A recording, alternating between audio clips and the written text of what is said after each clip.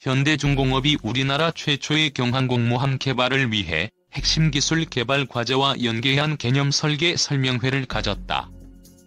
11일 현대중공업 울산 본사 인재개발원에서 열린 설명회에는 국방과학연구소 방위산업기술지원센터를 비롯해 한국기계연구원 등 한국형 경항공모함의 핵심 기술 개발 과제 수행 연구기관들이 참석했다. 이날 설명회는 한국형 경항공모함에 필요한 6개 핵심 기술 과제의 개발을 위해 현대중공업이 2019년 10월부터 2020년 12월까지 수행한 한국형 경항공모함의 개념 설계 결과를 소개하는 자리였다.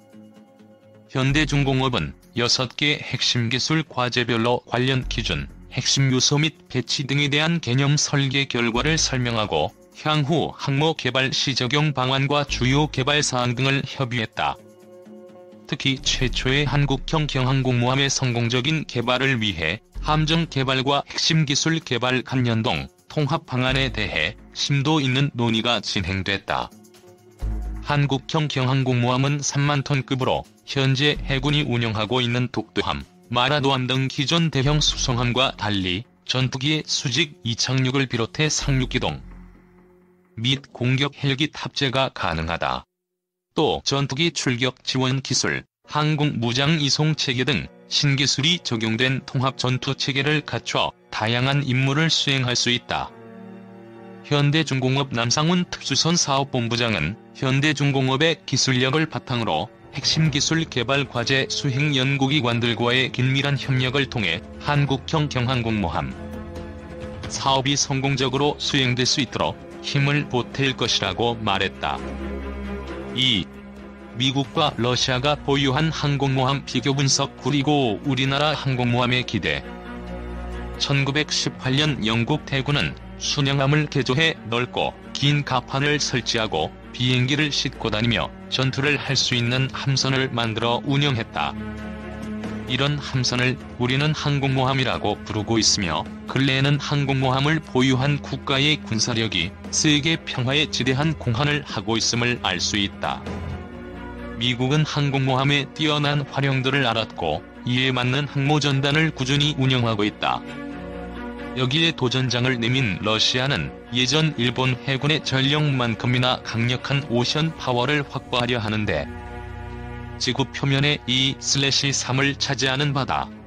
제한적이고 한정적인 영토는 이미 주인이 정해졌거나 분쟁 중입니다. 하지만 국제법상 정해진 범주 외에 광활하고 넓은 바다는 아직도 누구의 것이라 말할 수 없죠. 바다를 지배하는 자, 세계를 지배할 수도 있단 소리입니다. 군사 강대국이라 불리는 미국과 러시아는 이런 바다를 누비며 자신들의 역량을 마음껏 펼치고 싶어하죠. 항공모함이 등장하게 된 배경에는 세계 2차 대전 당시 함선에 장착된 함포의 사거리가 40km 이상 늘어나게 되자 이를 원거리에서 미리 감시할 관측 장비가 필요했습니다. 바로 항공기를 띄워 적군의 상황을 관측하고 필요에 따라 공중전과 공습도 가능한 항공모함의 효율성에 주목하게 된 것이죠. 당시 일본은 6척의 항공모함에 약 400대의 항공기를 바다에서 출동시키는 항공 전력을 마련하며 미국과의 태평양 전쟁에서 어느 정도 우위를 선점하기도 하였습니다.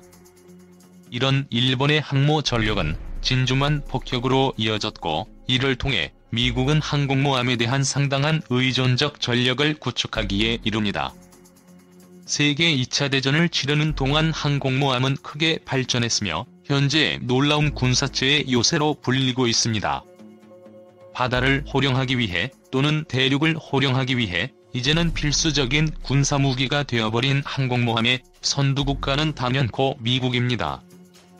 영국은 항공모함을 활용한 전쟁 수행 기록이 상당히 많이 보유한 국가이며 이런 전적은 미국의 항공모함을 절대적으로 보유해야 하는 결과물로 만들어냈습니다. 1913년 취역한 랭글리함은 미국 최초의 항공모함이었죠. 하지만 당시 랭글리함의 임무는 석탄을 운반하는 석탄 운반함이었습니다. 랭글리함은 석탄만 나르는 함선이 아닌 최초로 캐터펄트를 이용한 비행기록 역시 바로 랭글리였죠.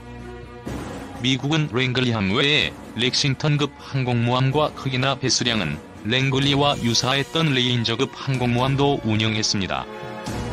1938년 미 해군에서 역사상 가장 많은 전과를 올린 요크타운급의 엔터프라이즈 항공모함이 취역하면서 태평양을 지배하는 발판을 마련하게 됩니다. 잠이함으로 세계 2차 대전의 주도권을 결정지은 전투인 미드웨이 해전에도 참전한 호넷 항공모함도 있었으나 안타깝게도 호넷함은 일본군의 카미카제 공격에 침몰하고야 말죠. 이런 역사를 기반으로 1945년 취역해 걸프전쟁까지 활약한 미드웨이급 항공모함과 1950년대 총 4척이 건조된 포레스탈급 항공모함이 있습니다. 1962년 세계 최초의 핵추진 항공모함 엔터프라이즈함이 탄생하며 본격적인 항공모함 항해의 시대를 열게 됩니다.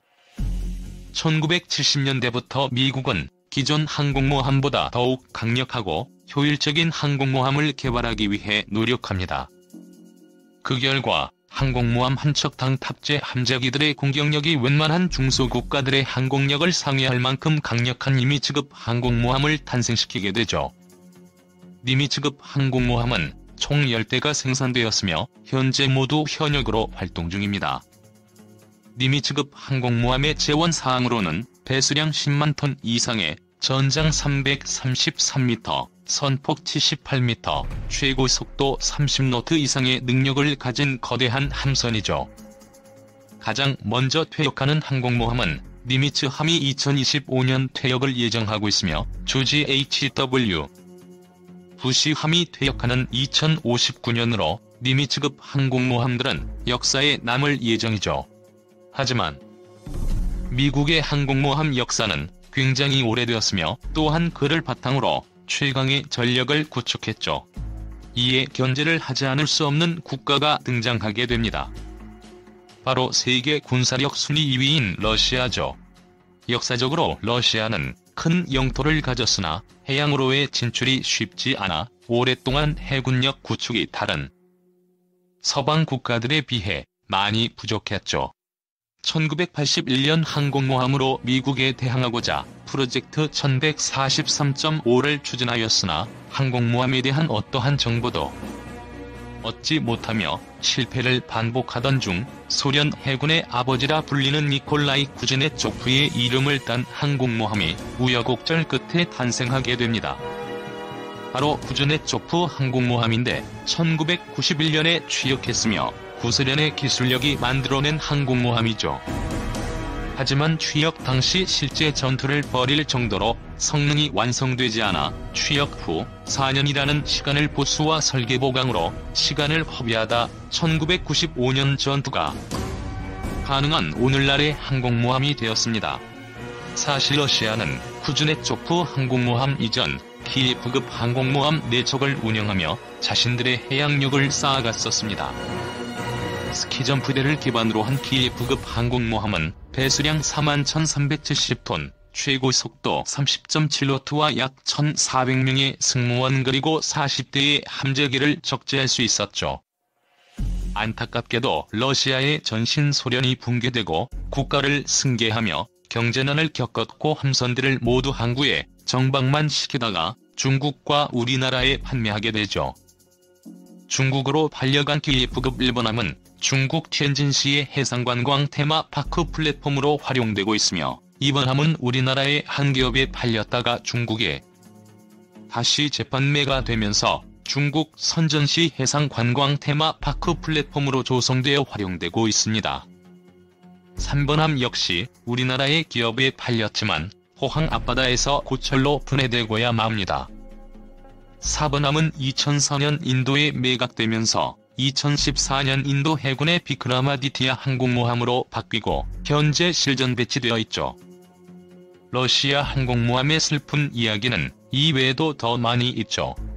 1991년 소련이 붕괴한 후 재정난으로 공정률 70% 상태에서 건조가 중단된 쿠즈네초프 항공모함의 이번함인 바리아쿠 항공모함을 우크라이나 정부가 구입하기에 이릅니다.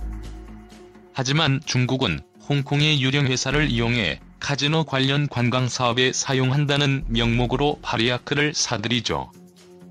그 후 중국은 바리아크를 개조하여 오늘날 중국의 랴오닝 항공모함을 건조하게 됩니다. 이것이 중국 항공모함의 랴오닝이 탄생하게 된 역사가 되었죠. 그렇다면 만일 미국의 니미츠 항공모함과 러시아의 쿠즈네초프 항공모함이 바다에서 한판 붙는다면 어떨까요? 사실 이 두 항공모함을 비교한다는 것부터 뭔가 오류는 있지만 그래도 한번 살펴보겠습니다. 배수량만 놓고 본다면 쿠즈네초프 항공모함은 니미츠 항공모함의 대적이 안 됩니다. 물론 배수량만 놓고 항공모함의 전투력을 평가한다는 것은 문제가 있지만 그만큼 더 많은 함재기와 무기를 보유한 항공모함이 월등한 전투를 수행할 것입니다. 니미츠 항공모함의 배수량은 10만 톤 이상으로 최대 6만 톤 배수량인 쿠즈네초프 항공모함이 맞서기에는 무리가 있죠. 더군다나 니미츠 항공모함은 총 10대1이며 쿠즈네초프 항공모함은 딱 1대1이기 때문에 항모전단 구성에서도 상당한 차이가 있을 것으로 예상됩니다. 함재기 부분에서는 니미츠 항공모함에 실린 FA-18 슈퍼 호넷과 F-35C 등에 대적할 전투기로 쿠즈네초프 항공모함에 실려있는 수-33 플랭커가 있죠. 하지만 객관적인 성능 차이로 볼 때 쿠즈네초프 항공모함의 함재기는 니미츠 항공모함의 함재기에 밀린다는 평가를 받고 있기 때문에 견줄 수 없을 것으로 예상됩니다. 그래서 일부 사람들은 현재 우리나라가 개발 중인 한국형 항공모함의 기술 원천 역시 소련일 것이라고 생각될 수도 있습니다. 예전 기계부급 항공모함을 민간기업이 구매한 전력이 있고 아무리 폐급된 항공모함일지라도 어느 정도의 기술력을 확보했을 가능성이 있기 때문이죠. 하지만 이는 단정할 수 없는 부분이기도 합니다. 당시 구매한 기계부급 항공모함에서 얼마만큼의 기초 정보를 우리나라 정부가 수집했느냐는 아직 알려진 게 없기 때문이죠. 더군다나 동맹국 미국의 항공모함 기술력과 영국에서 제의한 캐터펄트 기술력을 우리나라도 확보했을 가능성이 있습니다.